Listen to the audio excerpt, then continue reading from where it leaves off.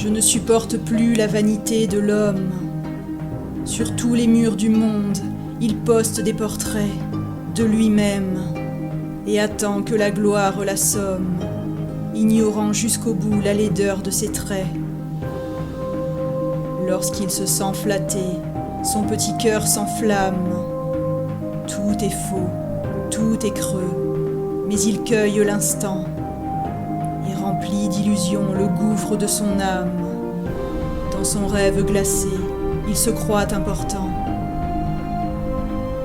Comme un nid de corbeaux affamés de tristesse, le siècle se déchire et se gonfle de sang. Il ne pourra jamais honorer ses promesses et sauver du chaos ses sinistres enfants. Je ne veux pas sombrer avec ces marionnettes, et pourtant nos chagrins sont faits du même bois.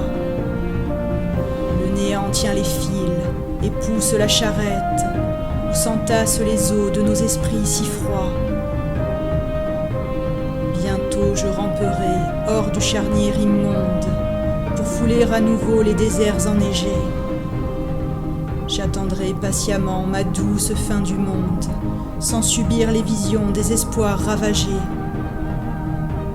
Et si les vents du nord m'enchaînent à la terre, je ne marcherai pas vers un autre destin.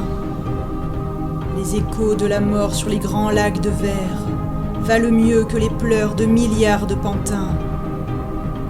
Adieu, triste poupée, adieu, sombre visage dévoré par l'orgueil et l'uniformité. Je préfère la nuit de mon dernier voyage au discours fallacieux de votre avidité. Car lorsqu'elle déploie son magnifique voile sur les monts endormis aux songes silencieux, je vois aussi danser la lune et les étoiles, et sa digne noirceur illumine les cieux. Dans le ventre effrayant des ténèbres profondes, il est plus de chaleur, de grâce et de clarté, quand ton cœur perverti, ô déesse inféconde, que l'on appelle encore immense humanité. Tu pourras succomber au baiser de l'abîme, épouser la douleur, le mensonge et l'ennui, et contempler sans fin le miroir de tes crimes. Je ne m'en soucie plus. Moi, j'ai choisi la nuit.